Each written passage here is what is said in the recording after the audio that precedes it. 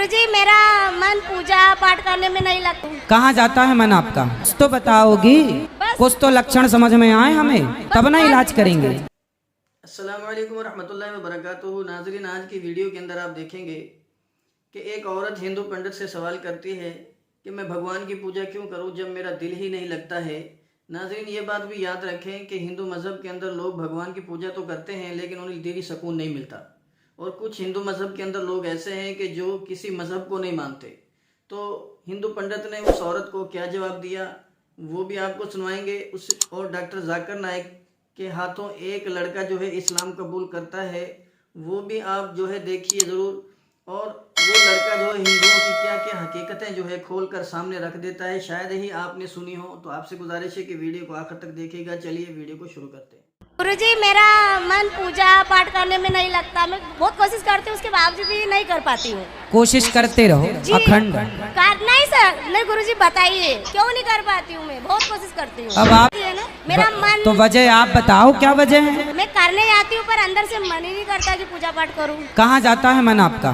बस वही तो पूछना चाह रही हूँ। अरे तो ये तो बताओ, कहाँ जाता है? मंडी की तरफ आता है कि बाजार की तरफ जाता है कि कपड़ों की दुकान में जाता है कि समोसा खाने जाता है कि सोने की दुकान में? कहाँ जा, कुछ तो बताओगी, कुछ तो लक्षण समझ में आए हमें, तब ना इलाज करेंगे। बस मन ही नहीं होता। होता ही नहीं है जी। तो आपका मन है ही नहीं आपके पास? अब वो आप कुछ भी बोलो। शादी हो गई आपकी?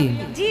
पति के पास तो नहीं है आपका मन? पति के पास हो तो भी अच्छा है। हाँ, उनके पास तो है। फिर ठीक है, तो पति से वापस लेना और बोलना पूजा में जब मैं बैठूं तो बिल्कुल भगवान में लगे उस समय ले लेना और पूजा करके वापस दे देना। सिंपल बात है, इसमें क्या है? मन लगता नहीं है, कोई सवाल नहीं है। मन लगाना पड़ता है, मन तो चंचल है ही, उससे कंट्रोल हमें अपने विवेक से। मेरा नाम मनोज कुमार गौड़ है। मैं यूपी ईस्ट कानपुर का रहने वाला हूँ। मैं अभी जस्ट मुंबई में नया हूँ, मुझे यहाँ पे कोई नहीं जानता। कुछ दिनी भाई है जो मुझे जानते हैं यहाँ पे। सबसे पहले मैं आपका शुक्रिया अदा करना चाहता हूँ इस मंच के थ्रू, जो हमारे डॉक्टर जाकिर भाई ने यहाँ के थ्रू इतने सारे लोगों के बीच में मुझे ये मौका दिया कि मुझे आकर के अपनी किसी बात को कहने का मौका मिले। मैं एक ऐसी फैमिली से बिलोंग करता हूँ जो कि इतनी सेपरेट फैमिली है जो कि मुसलमान का नाम नहीं सुनना चाहती है। इवन मेरे घर में मुझे पीस चैनल को देखने और सुनने की परमिशन नहीं है। फिर भी अल्लाह तबारक व तआला का एहसान है, करम है उनका कि मैं अपनी फैमिली का सबसे बड़ा बेटा हूँ और मुझको अल्लाह तबारक व तआला ने चुना और जरिया बना पीस चैनल, जिसपे मैं डॉक्टर जाकिर नाइक और डॉक्टर इसरार अहमद, शेख सनाउल्लाह, जिनकी तकरीरें सुनता था, जिनसे मेरे सारे मिसकंसेप्शंस दूर हुए। और यूपी ईस्ट का रहने वाला हूँ। मेरी उम्र 25 साल है। मैं मुंबई में पहली बार आया हूँ। मैं यहाँ पे किसी को नहीं जानता था और अल्लाह तबारक व तआला से यही दुआ करता था कि अल्लाह ताला जब आपने मेरे को यहाँ तक पहुँचाया है कि इस्लाम को सही और गलत का जो मेरा कंफ्यूजन था वो सारा दूर हो चुका, तो आप मुझे ऐसी जगह पे पहुँचाइए जहाँ पे मैं इस्लाम को पूरी तरह से फॉलो कर सकूँ। क्योंकि मेरी फैमिली में पूरे के पूरे फैमिली के मेंबर्स अगेंस्ट, कोई भी बंदा मेरी बात सुनने के लिए तैयार नहीं। मैं अपने घर में इस तरह से रहता था कि जैसे एक लैंडलॉर्ड या कोई किराएदार रहता है, बिल्कुल इस तरीके से बिल्कुल निगलेक्ट करके वो लोग मुझे रखते थे। मैं ये मैसेज उन अपने घर वालों को भी और उन हजारों लोगों को जो मुझे यूपी ईस्ट के जानते हैं, पूरे यूपी ईस्ट का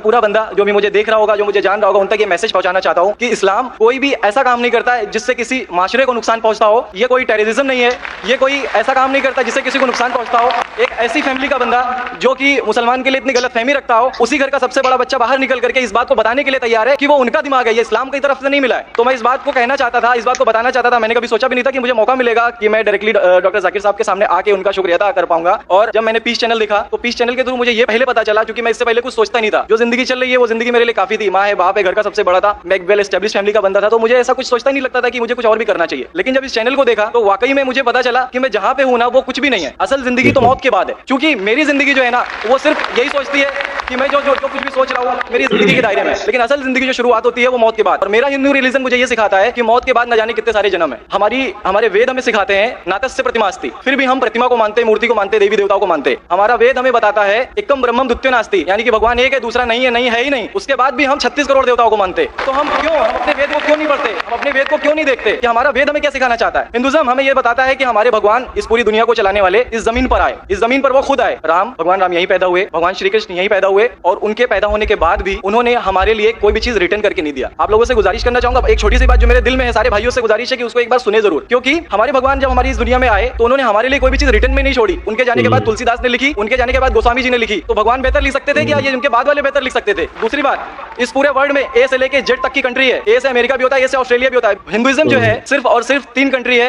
इंडिया, मॉरिशस और तीसरा नेपाल अभी घोषित हुआ है, ठीक है। और श्रीलंका, जहाँ पे भगवान श्री राम ने जा करके रावण का वध किया था, जिससे दशहरा मनाते हम, उनके क्रिएशन के बाद, उनके जब उन्होंने बुराई पे अच्छाई की जीत पाली थी, तो जीत पाली थी उसके बाद, यानी कि भगवान जिन्होंने पूरी दुनिया को बनाया, हम ऐसा सोचते हैं, हिंदुइज्म ऐसा सोचता है, जब उन्होंने किसी स्पेसिफिक कंट्री पे जा करके वहां पे बुराई की हार करके अच्छाई की जीत कर ली, तो आज तक वो भगवान को पूजने वाले उस देश में हिंदुइज्म क्यों नहीं है? तो ये सारी चीजें, ये इस्लाम जो हमें सिखाता है, इस्लाम का जो मैसेज है, वो सारी चीजें हमें ये सिखाती है कि हम मिसकंसेप्शन पे ना जाए, हम देखा देखी पे ना जाए। अगर कोई मुसलमान गलत करता है तो हम ये नहीं सोचे कि वो इस्लाम है, वो मुसलमान गलत हो सकता है लेकिन इस्लाम गलत नहीं हो सकता। तो इसलिए मेरा पूरा का पूरा मैं मुकम्मल हूँ अल्हम्दुलिल्लाह, और अपनी जिंदगी में इस खुशी को महसूस करते हुए, ये खुशी आप सारे भाइयों से बांटते हुए, सारी बहनों से बांटते हुए, सारी माओं से बांटते हुए, आप सभी के सामने ये इकरार करता हूँ कि अल्लाह के सिवा कोई माबूद नहीं है। ये मेरी फैमिली वाले या मेरे यूपी वाले या जितने भी लोग देख रहे हो, मैं इस बात को कबूल करता हूँ कि मैं इस्लाम में हूँ। माशाल्लाह, मैं आपका शुक्रगुजार हूँ। आपने पीस टीवी का पैगाम जो नटशल में दिया, लगता है कि माशाल्लाह इतनी बार देखे कि आपके जहन में उतर गया और आप उसको मेमोराइज कर चुके। मैं शुक्रगुजार हूँ आपका कि आपने पीस टीवी का मैसेज एक नटशल में दिया,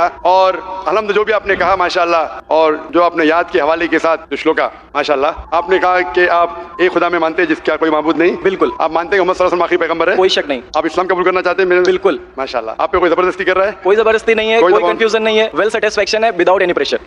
माशाल्लाह, आप तो शहादत की कंडीशन भी रख लिए पीस टीवी से, माशाल्लाह। इंशाल्लाह मैं अरबी में कहूंगा और मैं चाहूंगा कि आप उसे दोहराएं। इंशाल्लाह इंशाल्लाह ताला।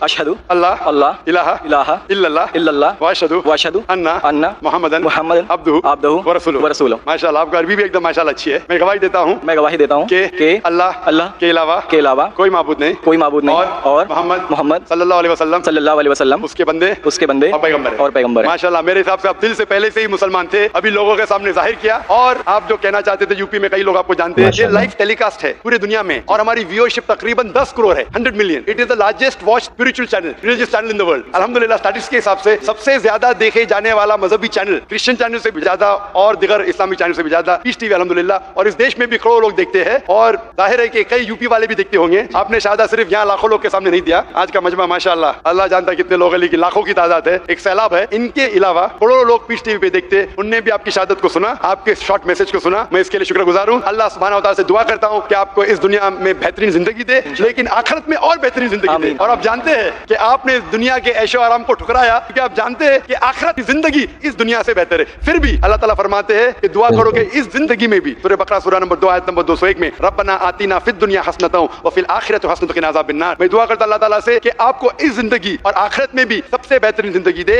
और आपको जहन्नम से बचाए और आपको जन्नत में डाले। आमीन आमीन सुम्मा आमीन। जी, मेरे कुछ दोस्त से कुछ भाई है जो मेरा नाम मुस्तफ़ा के लिए बोल सकते हैं, तो ये नाम कंटिन्यू कर सकते हैं। मुस्तफ़ा माशाल्लाह बहुत अच्छा नाम। भाई साहब चाहते हैं कि मुस्तफ़ा अच्छा नाम है, बिल्कुल अच्छा नाम है मुस्तफ़ा, माशाल्लाह बहुत अच्छा नाम है, और आप अपने आप को मुस्तफ़ा बुला सकते हैं माशाल्लाह। गुजारिश आपसे कि हिंदी में कुरान शरीफ अगर मुझे मिले जरूर आप स्टेज पे आ सकते हैं इंशाल्लाह।